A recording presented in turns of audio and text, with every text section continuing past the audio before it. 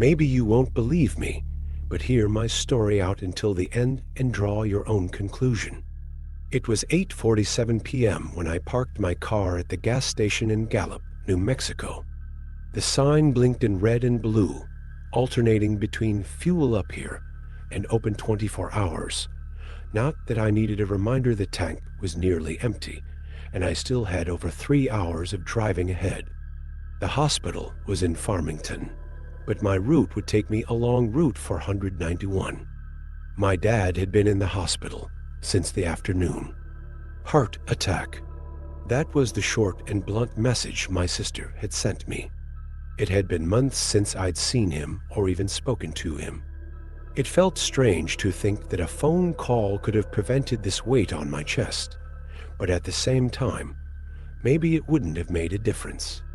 As the pump transferred the fuel into my tank, the smell of gasoline mixed with the cold desert air. I lit a cigarette, more out of habit than need. The first drag gave me a slight dizziness. I dropped the cigarette on the ground and crushed it underfoot. When I walked into the convenience store to pay, I felt the attendant's gaze follow me. He was a thin, middle-aged man with a patchy gray beard that looked like it hadn't seen a razor in weeks. His small, dark eyes seemed to stand out under a faded red cap. "Driving alone?" he asked casually, but something in his voice made me look up. "Yeah. I'm heading to Farmington," I answered, trying to keep the conversation short. He raised an eyebrow, as if calculating something in his head. "So, you're taking 491? It's the quickest route, right?" He grunted and started ringing up my items. "A soda, a candy bar, and a pack of gum. It's the quickest for sure. But it's not the best." I looked at him for a moment, not understanding where he was going with this. "Not the best?" I asked, trying to sound polite, though impatience was starting to build. He sighed, as if he'd given the same warning dozens of times. 491 isn't like other roads. Have you seen the crosses on the side of it? More than any other road around here. Accidents, people disappearing, things that no one can explain. It's just a road, man, I replied, laughing a little. Curves, drunks, tired drivers. Happens everywhere. He didn't laugh. He kept looking at me like he expected me to reconsider. "Okay, just. If you hear anything strange, don't stop. And if you see something, pretend you didn't." I grabbed my bag and thanked him quickly, trying not to sound as rude as I felt. What? Did he think I was some impressionable tourist? I left the store and got back in the car, tossing the bag on the passenger seat. I started the engine and headed back down the road. The idea that a road could be special or cursed made me laugh again, alone in the car. Maybe the attendant was just bored and wanted to scare me to break the monotony. Still, when I saw the sign marking the start of Route 491, that laugh died in my throat. The road stretched out in front of me like a dark, endless strip, surrounded by vast plains that seemed to swallow up the light. The few trees I spotted in the distance were indistinct shapes against the starry sky. It's just a road, I thought, adjusting the radio volume. The signal was weak, and all I could catch was a soft static mixed with something that vaguely resembled a melody. I switched it to USB mode and played an old playlist I downloaded years ago. The familiar sound of a guitar filled the car's silence, and I relaxed a little, sinking into my thoughts. My dad. He wasn't a bad man, but he wasn't easy to please either. For years, our relationship had been marked by silences and unfulfilled expectations. Now he was in a hospital, maybe on the verge of death, and I didn't even know what to say to him. The car passed a group of white crosses on the side of the road, briefly illuminated by the headlights. I remembered what the attendant had said and gripped the steering wheel tightly, feeling a pang of discomfort. The radio started to glitch again, even in USB mode. the music distorted as if it were playing underwater.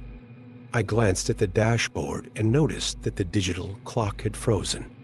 9:03 p.m. For a moment, I thought about turning back. Maybe the attendant was right. Maybe. The sound of a heavy engine coming up behind me made me glance in the rearview mirror. High beams were getting closer quickly. I adjusted the mirror, trying to avoid the glare in my eyes, but I couldn't make out the vehicle. When the car passed me, I finally saw it, a big truck with powerful lights and a black paint job gleaming under the moonlight. It sped ahead and disappeared around the next curve. I sighed in relief, but kept looking at the horizon, expecting the truck's lights to reappear. They didn't. Must have left the road, I thought, though I knew there were no visible exits around here. I shifted in my seat and kept going, trying to ignore the unsettling feeling that something was wrong.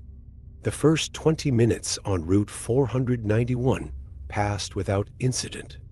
The radio was still unstable, but the road was empty and the sky clear, with stars twinkling like tiny holes in the dark fabric of the night.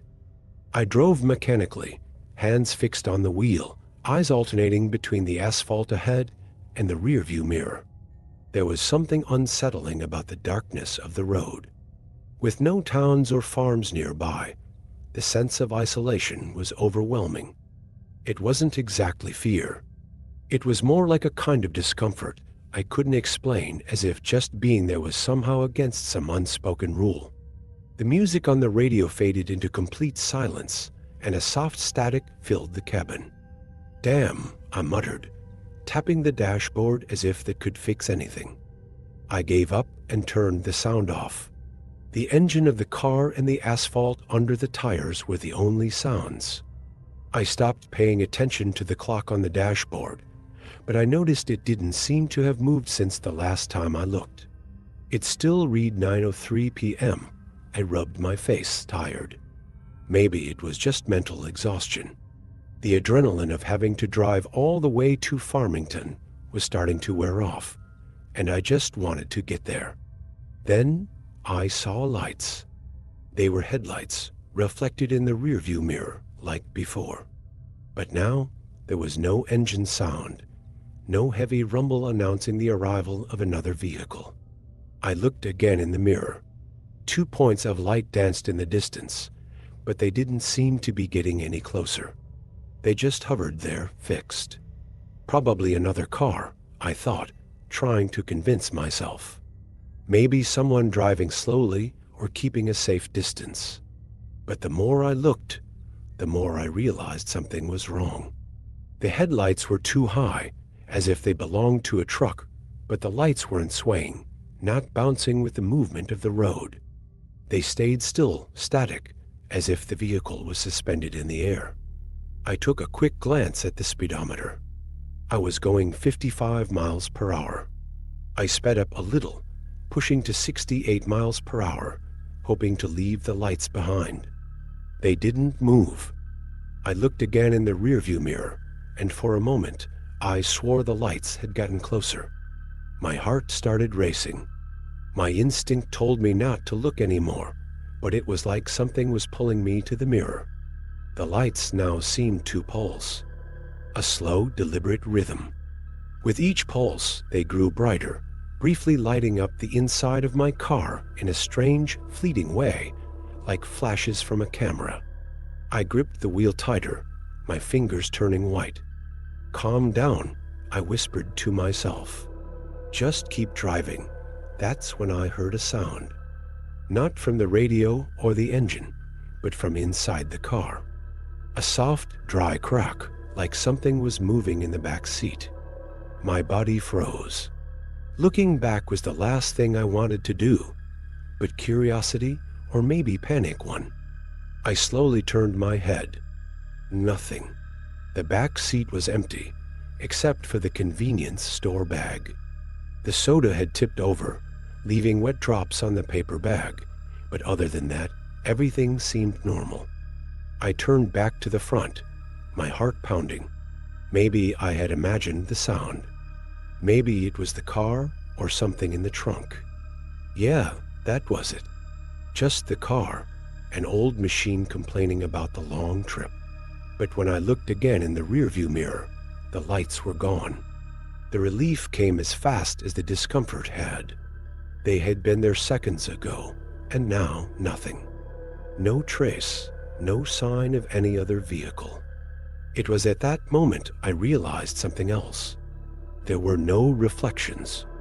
My car had just passed a small cluster of white crosses on the side of the road, but the lights didn't reflect on them. Not on the crosses, not on the asphalt.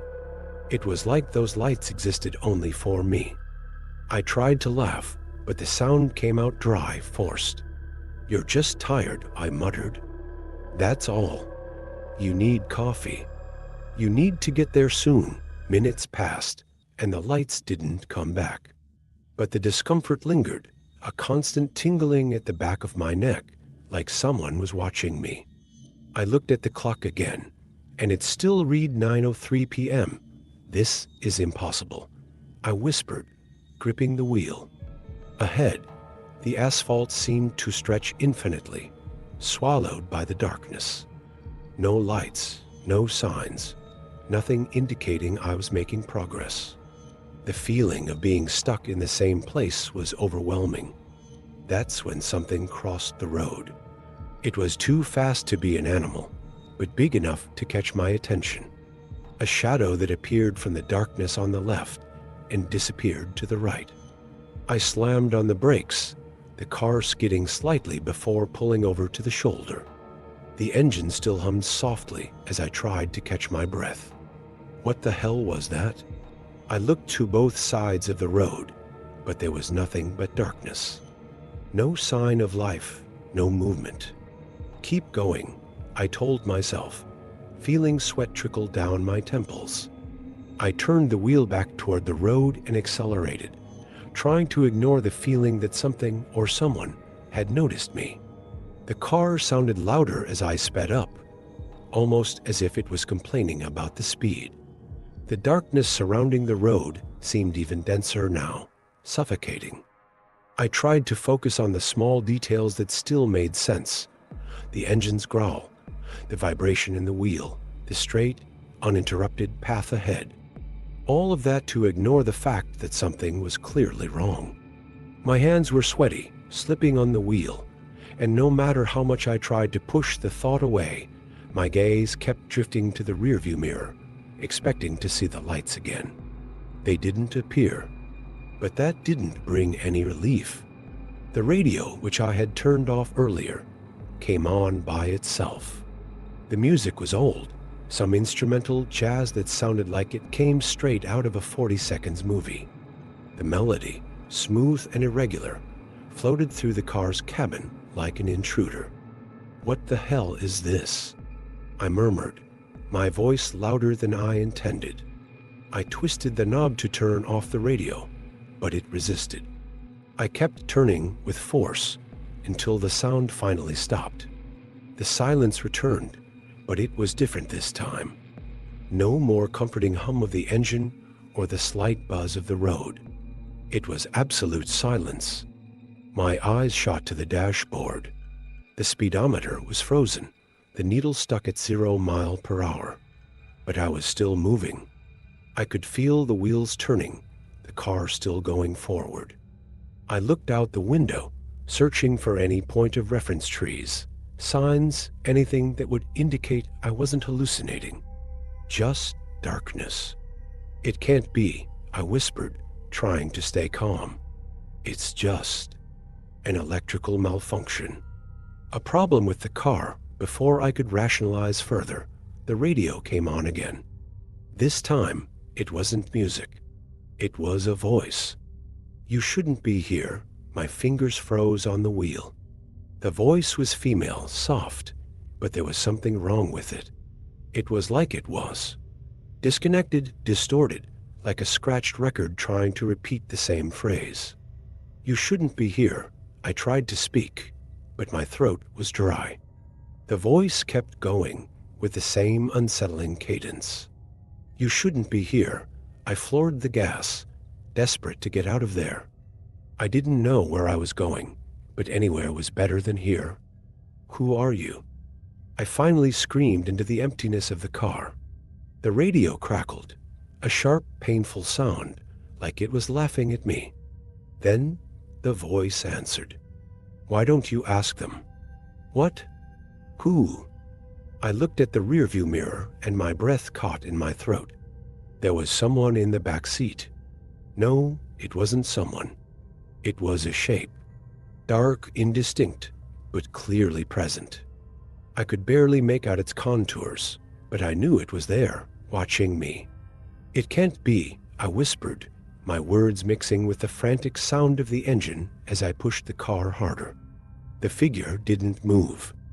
It just sat there, still, but the sensation of its eyes on me was overwhelming. Get out, I yelled, too scared to look directly behind me. Get out of my car. The radio crackled again, and the voice returned, now closer, almost beside me. You shouldn't be here. Panic took over. I took my eyes off the road for a second and reached for the button to open the windows, hoping the cold air could dispel the terror. Nothing happened. The button was stuck, as if the car was refusing my attempt to escape. You shouldn't be here. I closed my eyes for a second, trying to focus. It was the exhaustion. It had to be the exhaustion. None of this was real. I opened my eyes again, and the road ahead looked different. The painted lines were blurred, the reflectors missing.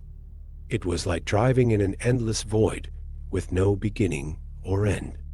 The figure in the back seat leaned slightly forward. My vision blurred. My hands were shaking so badly I almost lost control of the car. I yanked the wheel left, trying to regain balance. Please, I whispered, as if bargaining with something I didn't understand. Just let me go. The radio crackled one last time, and the voice said something I'll never forget. It's too late. The engine roared as if it had a life of its own, and the car shot forward, faster than seemed possible. The figure in the back seat disappeared, but the feeling of being watched stayed. The sudden acceleration pressed me into the seat, the wheel firm under my trembling hands. I tried to hit the brakes, but the pedal was stiff, immovable. It was like the car had taken control, deciding for me the speed and the destination. No, no, no. Sweat was running down my face as the road seemed to stretch infinitely ahead.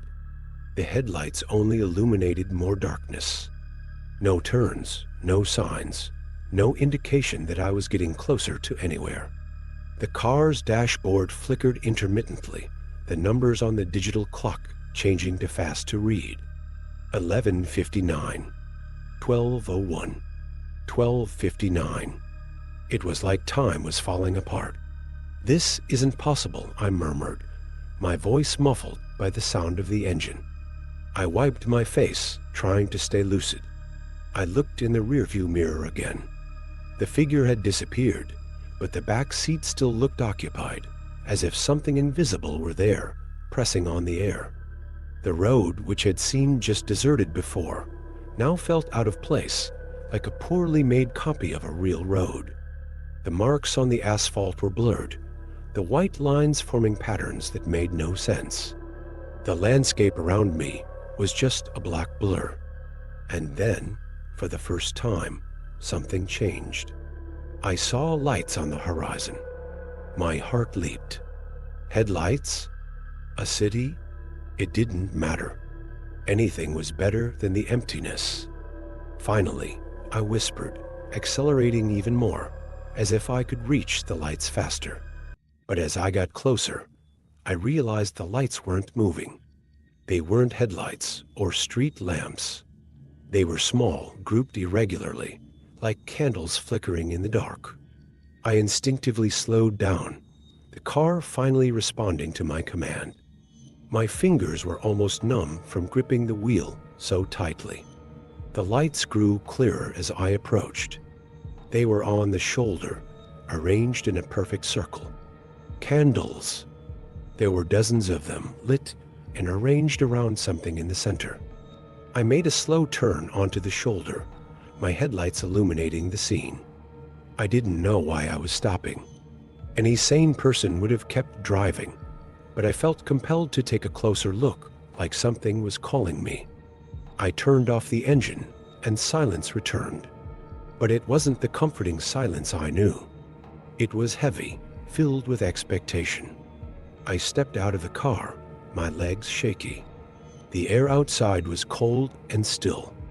The candles illuminated something in the center of the circle, something that didn't make sense.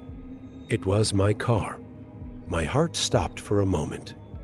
There it was, exactly the same, with the headlights off and the engine silent, like a perfect replica. I approached cautiously, my boots crunching the gravel underfoot. I ran my hand over the hood. It was warm, like it had just been used. "This isn't real," I murmured, trying to convince myself. Suddenly, the radio in the car I was looking at, turned on by itself. "You shouldn't be here," my heart raced. I stepped back, stumbling over my own feet, and almost fell. I looked around, searching for any sign of another person. Nothing. Just the emptiness of the road and the candles flickering in the non-existent wind. This is a trap, I thought, my whole body shaking. I ran back to my car, the real one, or at least the one I thought was real. When I started the engine, it roared loudly, as if relieved that I was back. I glanced at the rearview mirror one last time as I accelerated. The candles were still there, but the other car had disappeared. And for the first time that night, I felt like something or someone was following closely behind. The sound of the engine was like a muffled scream as I sped down the dark road, my foot pressing the pedal hard enough to crush it. The steering wheel felt harder to hold, as if the car was resisting my movements. Sweat dripped down my forehead, and I struggled to keep my eyes on the road, even though there was nothing to see but the endless asphalt. The thought of looking in the rearview mirror again was unbearable. Something was following me. I was sure of it. There was no proof, just that growing sense that, with every passing second, the space behind me was getting fuller. "This has to end somewhere," I murmured, as if the road could hear me. But nothing changed. Neither the landscape, nor the road conditions, nor the weight on my chest. The only thing that seemed different was the temperature. It was getting colder. The windows began to fog up. I wiped my hand over the driver's side window, clearing a small circle to see better. It didn't help. Outside, it was all darkness. My hands were starting to freeze on the wheel when I noticed something strange on the dashboard. The fuel gauge. I had filled the tank before hitting the road, but now the needle was dangerously close to impossible, I murmured, trying to convince myself it was just another electrical malfunction. But the reserve light kept flashing insistently, like a reminder that my luck was running out. Suddenly, the headlights illuminated something ahead. A spot, a shadow.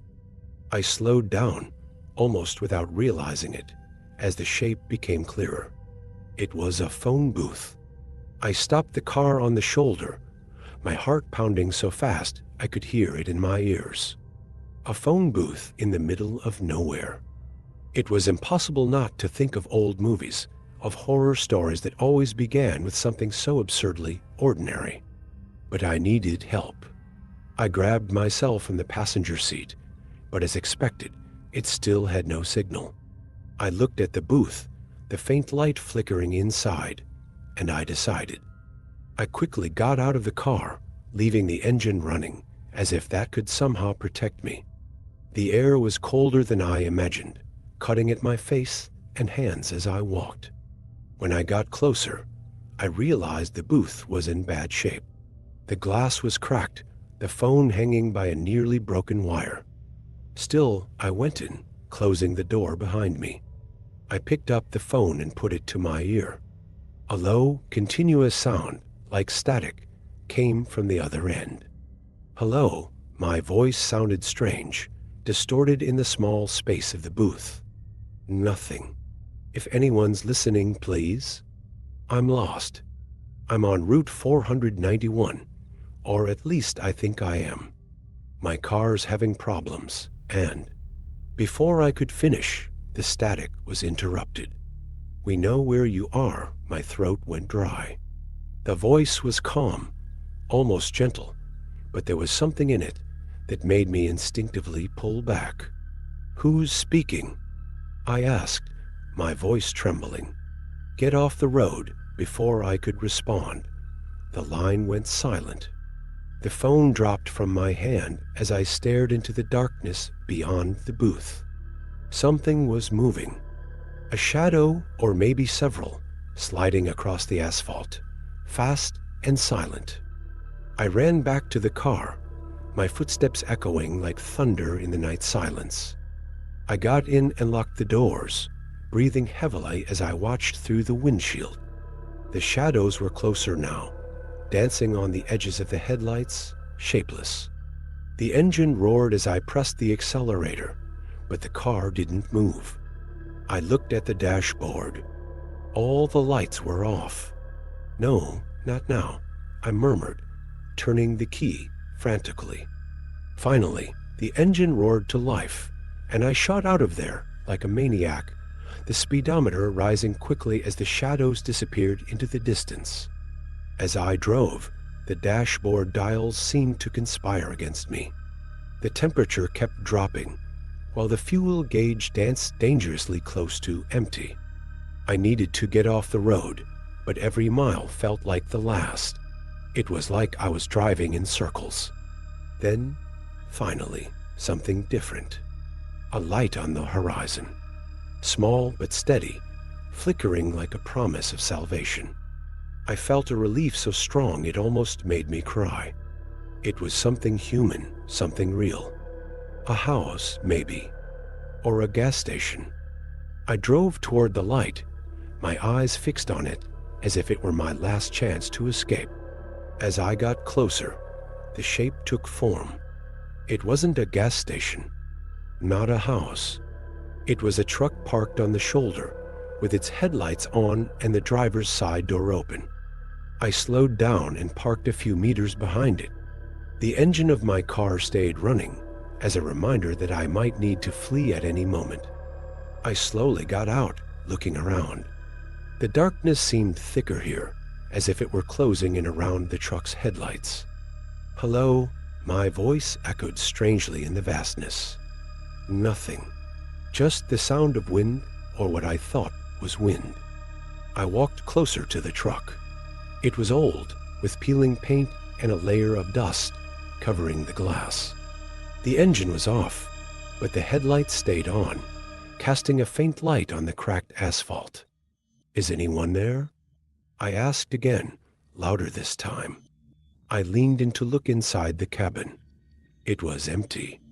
On the passenger seat, there was an open map, its edges worn from use. The words Route 491 were circled in red.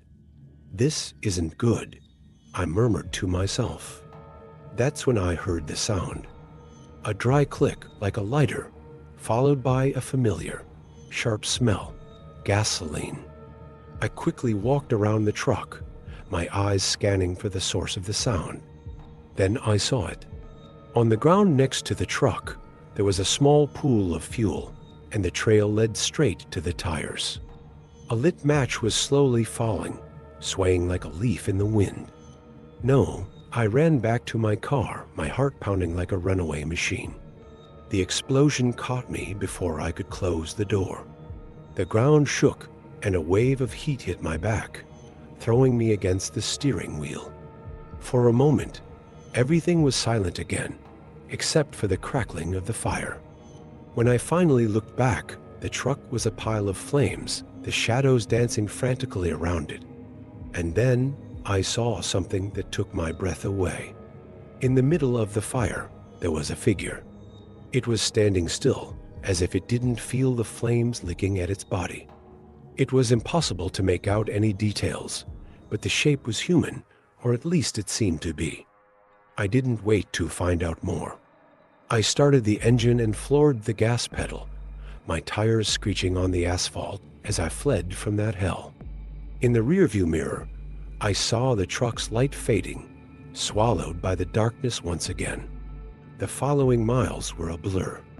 My mind was stuck on that figure in the fire. The road ahead of me was a dark, endless tunnel, and each mile felt farther from the real world. But then, out of nowhere, the radio turned on by itself. The static filled the car's interior, a low but persistent sound that made my heart skip. I hadn't turned on the radio at any point during the trip, yet there it was, tuned to a frequency that seemed to belong nowhere. "Hello," the voice came through the static, male but distorted, as if it were an old recording. I instinctively turned toward the device, my fingers trembling as I adjusted the volume. "Who's there?" I asked aloud, my voice swallowed by the engine sound and the constant static. For a moment, only silence responded. Then the voice returned. "You shouldn't be here." My blood ran cold. "I don't know what's happening," I murmured, almost to myself, but the words kept coming. "You took the wrong path." "They always take the wrong path. Who are you?" My voice came out in a shout, panic rising inside me like a wave. "It doesn't matter who I am. It doesn't matter who you are. Turn back now, or you'll never leave." Before I could respond, the radio went silent. The silence was deafening. For a moment, the idea of driving the car off the shoulder and running on foot seemed like a good one, but then the headlights of a vehicle appeared in the distance. This time, it was a truck. The high beams were blinding, and I instinctively slowed down, moving the car to the side of the road. The truck was coming too fast, its engines roaring like a beast in fury. When it passed, it felt like the entire world shook. The force of the air displacement rocked my car, and I swear I saw something strange in the cabin. There was no one driving. I swallowed hard, gripping the steering wheel so tightly my knuckles went white. But I didn't have time to process what had just happened. Ahead, something new appeared. A sign. It was fallen, leaning as if it had been hit by a vehicle. The words were partially covered in scratches and rust, but I could read enough. Route 491 detour ahead. The road stretched out in front of me, darker and more claustrophobic than ever. Then I saw it. In the middle of the road, in a sudden clearing, there was a house. Or rather, a cabin. Made of wood, aged by time, with a soft light glowing through the fogged-up windows. I wasn't sure how it had appeared there, but the sight of a refuge, any refuge, felt like a relief. That was a real house. A real house. Someone there would know what to do. I stopped the car, leaving the engine running, as a sort of safety, but I barely took a step before I heard it. The door of the house opened. It was a man, elderly, with a gray beard covering most of his face. He stood in the doorway, hands shoved in the pockets of a simple coat, watching me with an unreadable expression. "Are you lost?" he asked, his voice deep but strangely calm. I hesitated. He seemed so normal, as if he had been expecting me. I don't know," I replied, feeling a rising tension. "I'm trying to get off this damn road. It's Route 491, right?" The man nodded slowly, his gaze fixed on my face. Yes. "You took the wrong road, my friend." He gave a little laugh, but it didn't sound friendly. It was more of a sadness. "No one should be here." Those words hit me strangely like a warning. A feeling of alarm spread down my spine, and my mind tried to process, to understand what he meant by that. Can I come in?" "I need help." He stepped aside, allowing me to pass. The door closed behind me, and for a moment, everything seemed normal. Like a country house. The smell of aged wood in the air, simple furniture, a table with a lit lamp, the crackling sound of a fire in the fireplace. "I can make coffee if you want," the man offered, his voice again soft, almost inviting. I didn't know what was holding me back, but the discomfort was growing, even though nothing about the house itself seemed threatening. I wanted to leave, but I didn't know how. Have you been here before?" I didn't know why I asked, but as soon as the words came out, something didn't fit. He stopped moving. For a moment, I thought he wasn't going to answer. But then, with unsettling calm, he said, "You're not the first to pass through here." And something in that phrase, the way he said it, made me realize he wasn't talking about my visit in particular. He was talking about something much bigger. The seconds dragged on as he watched me, saying nothing more. The light from the fireplace cast long shadows across the walls, distorting the figures around. It felt like the whole house was watching. I knew I shouldn't have stayed. But before I could act, something at the front door knocked. A low sound, but firm, like a knock from the wind. Then another, and another, as if someone was trying to get in. I looked at the man, but he seemed far too calm. Like this was something normal. Like he had been expecting it. "Don't worry," he said, with a smile that didn't reach his eyes. "It's not them. They're not the ones you need to fear." The door began to shake. Something was out there. Something that shouldn't be. "You need to leave," the man said, almost with a tone of regret. Before it's too late, I didn't need any more explanation. I ran for the door, feeling the cold air cut through my skin. When I opened it, the night outside was darker than ever. And behind me, the cabin door closed on its own with a snap, as if everything had been a nightmare. I didn't look back. The sound of the car engine was the only thing breaking the absolute silence of the night.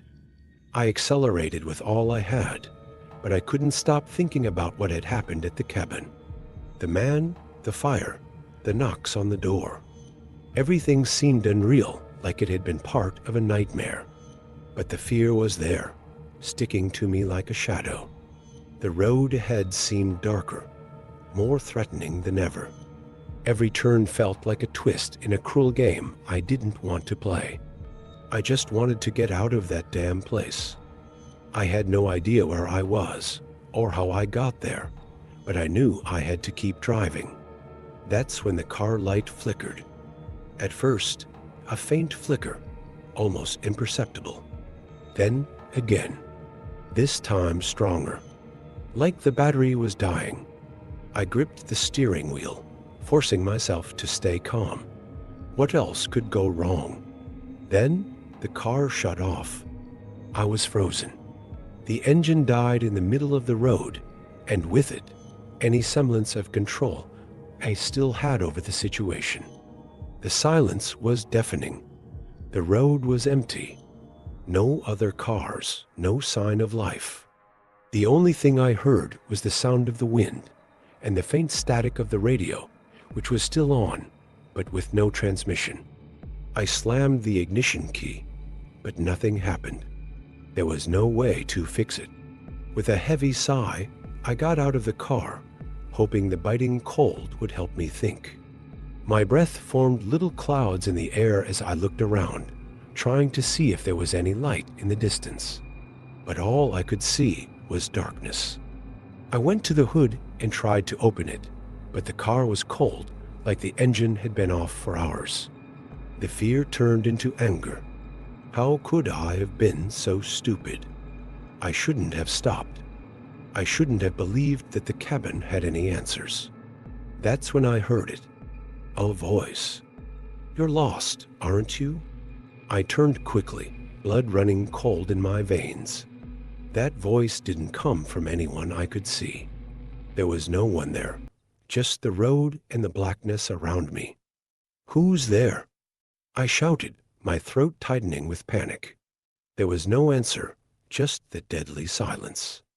But then, a sound began to fill the space like someone was walking near me, moving through the shadows. I couldn't see anything, but I could feel it. The weight of the presence was there. The air grew denser, heavier. I started walking quickly toward the car, but I couldn't shake the feeling of being watched. Every step I took seemed to be followed by invisible steps, closer, louder. "Please," I began to murmur, but the voice in my head interrupted me. I had to get out of there, but I didn't know how. Suddenly, the headlights of the car came on. I stopped. The sound of the engine starting on its own made me quickly look at the dashboard. There was no one inside the car, but the light was there, bright. The agony and fear made me take a step back, but something inside me, an inexplicable need, made me get back into the car. I didn't know why, but I knew I had to. Something was pulling me back. With trembling hands, I put the key in the ignition, and to my surprise, the car started. The sound of the engine running was like a promise, like an escape. I accelerated without thinking, the car gliding down the now lit road. But what made me stop was the sight. The cabin. It was there, in the middle of the road, now closer than ever. But it wasn't empty anymore. Someone was at the door. The man from the cabin was watching me, motionless. His eyes glowed in the darkness, and the light seemed to focus solely on him. I didn't look back. I pressed the gas even harder, speeding away, as if the devil himself were chasing me. But deep down, a voice told me I wasn't out of danger yet, that nothing from this place was real. In fact, I wasn't sure anymore what was real. What had once seemed like just an empty, deserted road was now turning into an endless nightmare. Every turn, every straight stretch, took me deeper not just into the desolate landscape of Route 491, but into the confusion of my own mind. The car kept speeding, relentlessly, without relief. I didn't look back. I knew that if I did, something terrible would happen. The man from the cabin, the voice speaking in the wind, everything I had experienced seemed so real, so vivid, that it now felt like part of a delirium.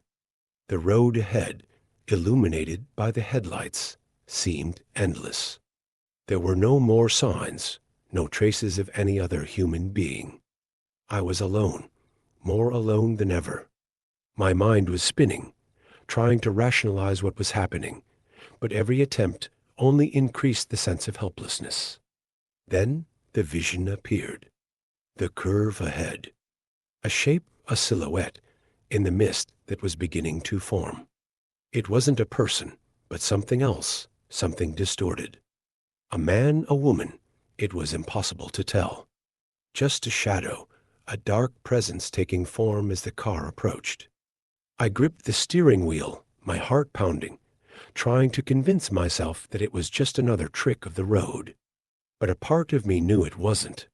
The silhouette moved, appeared beside the car, and I heard a muffled sound, almost a sigh, coming from inside the vehicle. The sound of someone breathing, and then a voice. "You finally came." I couldn't respond. I didn't know what to say. It was as if the very air around me had stopped breathing, as if the whole world had slowed down. I looked at the rearview mirror. The man from the cabin was there, standing in the middle of the road. He wasn't moving. His eyes, those eyes I had seen before, were fixed on me.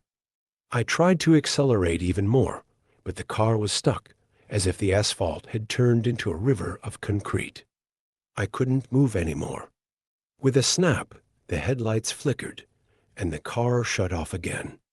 There was no more sound from the engine. It was silent, just the sound of the wind and that presence, that feeling that something wasn't right. Then the light flickered one last time, and everything went dark. I woke up in the car seat. I didn't know how much time had passed, but the clock showed that over 3 hours had gone by since whatever had happened. The car was stopped in the middle of the road, and I was alone. Not knowing what to do, I opened the door and stepped out. The night was cold, biting, and the road was empty, just like before. But I couldn't be sure of what was real anymore. The road seemed to swallow me up, like it was part of me, like I was part of it. The emptiness was there, surrounding me, and all I wanted was to get out of there. Go home. Go back to something normal, something safe. But deep down, I knew I would never be the same again. Route 491 wasn't just a road. It was a thin line between what is and what isn't, between the real and the unexplainable. I looked back into the darkness, and then I saw him again. The man. He was farther away now, but his eyes were fixed on me, as if he was watching me, waiting for me. He didn't move. He didn't need to. I got back in the car, started the engine, and left the road behind. It used to be called Route 666, nicknamed the Route of the Devils. Its reputation was so bad that in 2003, it was renamed Route 491. And now I know why. One last warning. Never drive through it.